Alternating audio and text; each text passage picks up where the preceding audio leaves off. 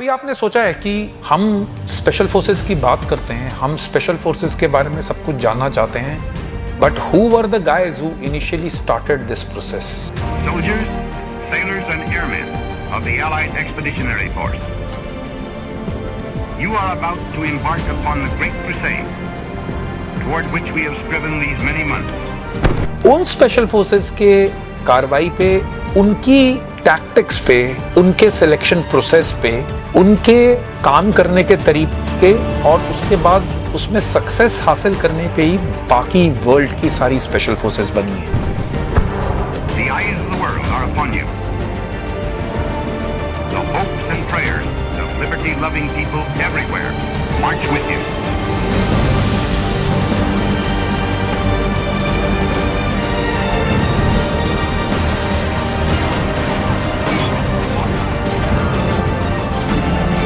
इस operation, first operation of SCS, it ended in a big failure. कुछ important lessons जो हम सबके लिए इंपॉर्टेंट हैं is that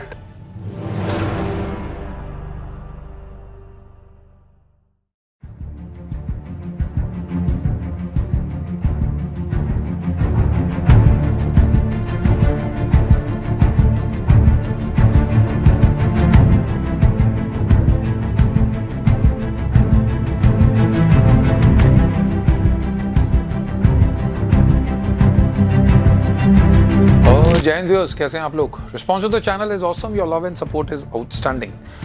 leadership and mindset boot camps are on. I've started with online sessions. You can enroll from www.shivendrakanwar.com. कभी आपने सोचा है कि हम स्पेशल फोर्सेस की बात करते हैं, हम स्पेशल फोर्सेस के बारे में सब कुछ जानना चाहते हैं, but who were the guys who initially started this process? मैं बात कर रहा हूँ वर्ल्ड वॉर 2 में लेफ्टिनेंट कर्नल डेविड स्टर्लिंग और उन कुछ पागल लोगों की जिन्होंने स्पेशल फोर्सेस का कंसेप्ट रखा. Those guys were outstanding. उन स्पेशल फोर्सेस के कार्रवाई पे, उनकी टैक्टिक्स पे, उनके सिलेक्शन प्रोसेस पे और उनके काम करने के तरीके और उसके बाद उसमें सक्सेस हासिल करने पे ही बाकी वर्ल्ड की सारी स्पेशल फोर्सेस बनी है. सो आज मैं आपको अपने ब्लॉग में कवर करूंगा बेसिकली स्पेशल एयर सर्विस की 2 पार्ट सीरीज. फर्स्ट पार्ट में जो मैं कवर कर रहा हूं वो primarily early days of special air service starting from 1941 जब वो एस्टैब्लिश हुए थे. सो स्पेशल एयर सर्विस का फॉर्मेशन जो हुआ था वो लेफ्टिनेंट कर्नल डेविड स्टर्लिंग ने जुलाई 1941 में किया था. उस टाइम पे कमांडो ऑपरेशंस होते थे, but during that process and during those days of war the commandos were very unutilised. एक तो उनका नंबर ज़्यादा होता था, उनकी टैक्टिक्स उतनी रिफाइंड नहीं थी.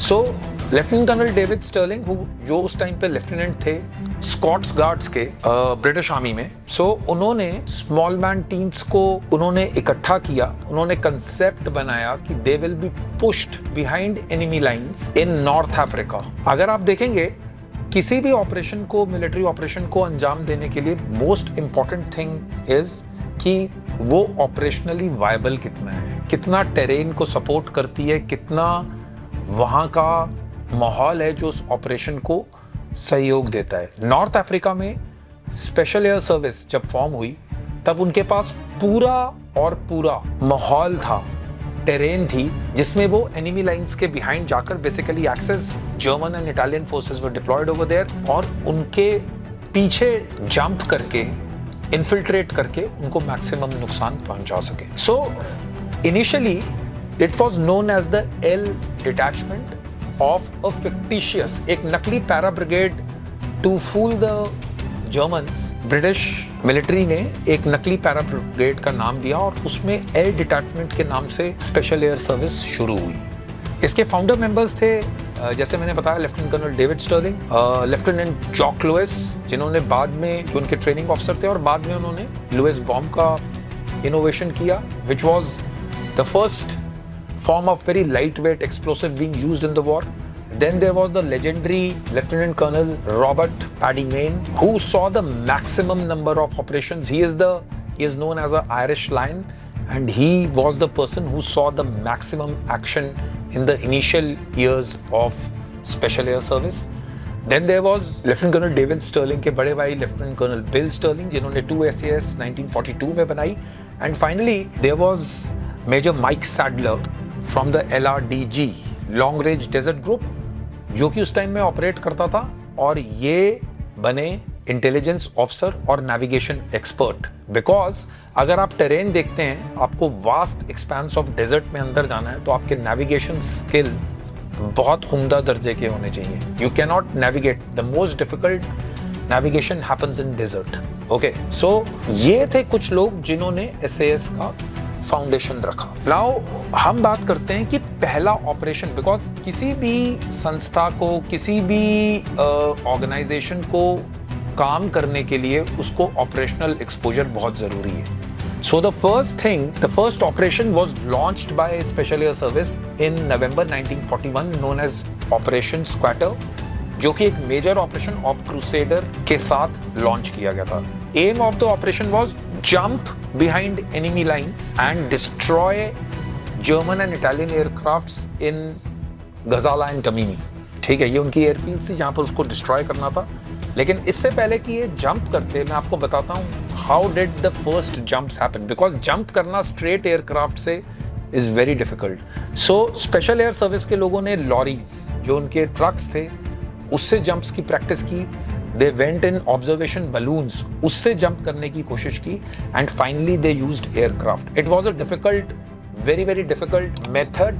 There were lot of injuries during training itself. ये चीजें ना सोचते हुए उन्होंने नवंबर 1941 में जब ऑप स्क्वाटर लॉन्च किया, सो दे वेंट इनसाइड. इस operation, first operation of SAS was a total failure, because 60 man team में से 22 लोग या तो मर गए या वापस एनिमी यानी रिटर्न नहीं कर पाए बिकॉज ऑफ सिवियर स्टॉर्म. एक थंडरस्टॉर्म ने स्ट्राइक किया and majority of the team was not able to complete the mission. So it ended in a big failure. उस टाइम में वॉर के दौरान, because reverses लगातार होते रहते थे, so immediately this is what SAS did. It changed its tactics और उन्होंने LRDG के साथ कंबाइन किया, जो लॉन्ग रेंज डेजर्ट ग्रुप है. And in December 1941 they launched another daring raid in Libya. उसमें उन्होंने गाजा और तमीमी में they went inside with the help of LRDG and destroyed nearly 60 enemy aircraft. So this was, they changed the tactics. Instead of jump, they infiltrated through land route and they had outstanding success. That is what great leaders do. That is what great teams do. When the reverses are there, they change their tactics and go into a great lesson learned. उसके बाद इन्होंने continuously इस प्रकार के operations करते रहे. Second great operation which I will use is a great train raid carried out in Pistici concentration camp in Italy in 1943. ठीक है, ये सितंबर 1943 में हुआ था सदर्न इटली में, जहां पर इन्होंने 101 ट्रेन को हाईजैक किया. They went inside Italian territory 120 kilometre, वहां से 200 ज्यूज और पॉलिटिकल प्रिजनर्स को आजाद किया. इस वाले ऑपरेशन में फ्रेंच फॉरेन लीजियनियर, जो कि SAS में उनके लोग थे, and they carried out this raid and retrieved around 200 prisoners from the Pisticci concentration camp. इसमें SAS के थे मेजर ओसवाल्ड और फ्रेंच फॉरेन लीजियनियर के थे कैप्टन रेमंड कोराड. ठीक है, ये दो ऑपरेशंस थे. मेजर ओसवाल्ड ने इसमें एक, because the train had to go so much inside and it had to come back, they secured a railway junction through a jeep raid ताकि safe passage उस ट्रेन को मिल सके. Now this was the actions conducted by the Special Air Service in the World War II in Italy and also in North Africa. So Europe और north Africa दोनों जगह special air service बहुत ज्यादा employ हुई थी. You can read about this great train rain in Damien Lewis book. He has written a book on it. It's a good read. I have not read it, but you can go through it and see for yourself what kind of innovations, what kind of daring tactics was used during the Second World War, which I find to be totally outstanding in terms of warfare. अगर हम बात करते हैं, world war 2 से ऊपर कोई world war नहीं है. कमिंग ऑन टू इनोवेशंस, जिसने स्पेशल एयर सर्विस को स्पेशल एयर सर्विस बनाया? First was the training process. उस टाइम में जैसे आजकल हम लोग पैरा एसएफ और स्पेशल फोर्सेस की प्रोबेशंस और सिलेक्शन प्रोसेस देते हैं world over, it was not that detailed. So what they did was they took volunteers. The second thing they did was, जितनों लोगों को ऑपरेशनल एक्सपोजर होता था, जितना ज़्यादा लोगों ने ऑपरेशंस देखे हैं उनको लेते थे। They should be physically fit, survival of the land, because आपको डेजर्ट में बहुत लंबे ऑपरेशंस करने पड़ते थे। So your physical fitness had to be the highest order. These and you should be good in navigation, some handling of explosives, and these were the initial qualities they looked out for in men.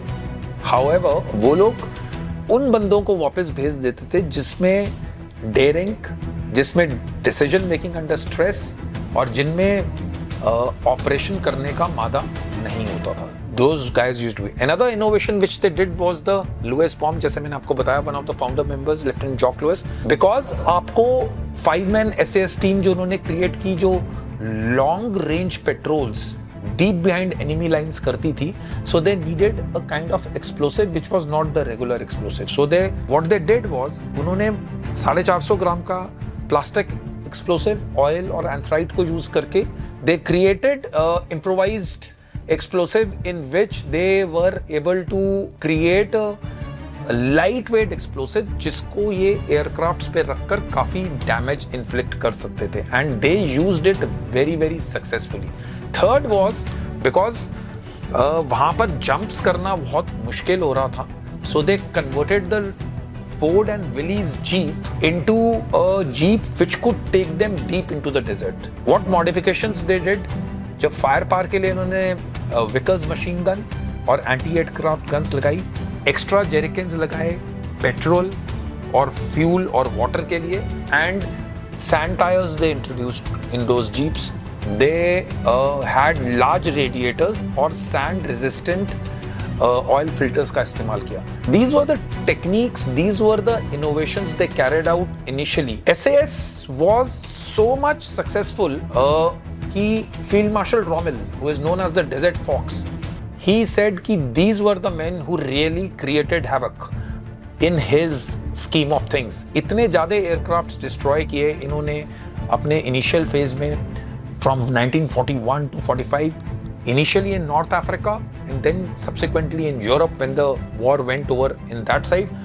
Special Air Service was employed extensively because you require pride, you require some kind of identity. So David Sterling, they and the founders, they founded the famous Winged Dagger, जो कि आप लोगो है special air service का, जिसमें Who Dares Wins लिखा होता है।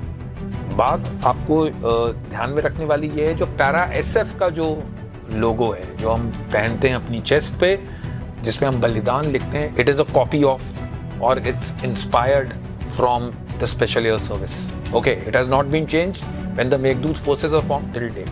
सो after the war in 1945, for a surprise, a unit like Special Air Service was like disbanded because उस टाइम पे clandestine operations की ज़रूरत नहीं थी. Nobody required them. लेकिन 1951-52 में during the Malayan emergency, Special Air Service was again created with the 22 SAS regiment to carry out specialized jungle operations. And from there, they remained through and through in the British Army, and their training methods, their techniques were taken by other special forces in the world, और उन्होंने फिर अपना training curriculum और अपनी special forces इस great force को convert करने पे लगाई. कुछ इंपॉर्टेंट लेसन्स जो हम सबके लिए इंपॉर्टेंट हैं is that not always big teams work. You require certain specialised motivated men to do the job when the chips are down.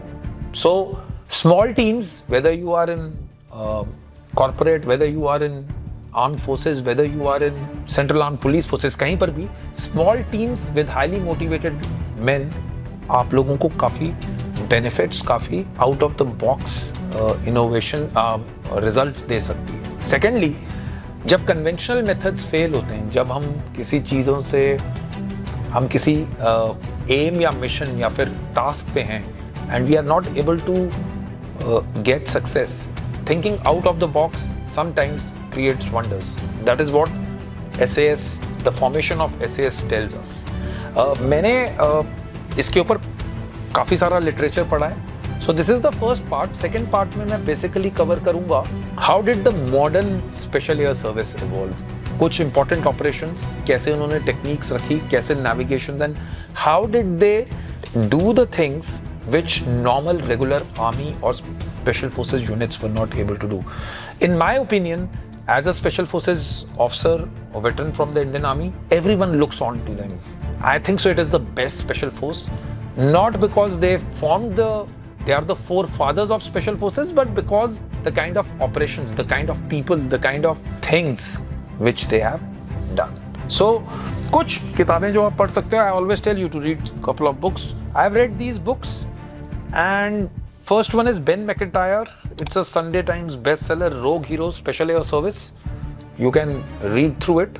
I've also read Joshua Levine's Special Air Service, an illustrated history of the special air. These two books you can read for yourself.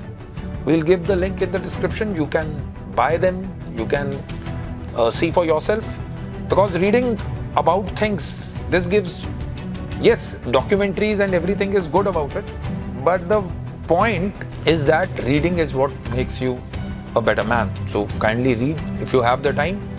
And keep on commenting on the vlog. I will make vlogs on military history and anything you want to know. I try to put a content which is like military based, related to mindset, related to something.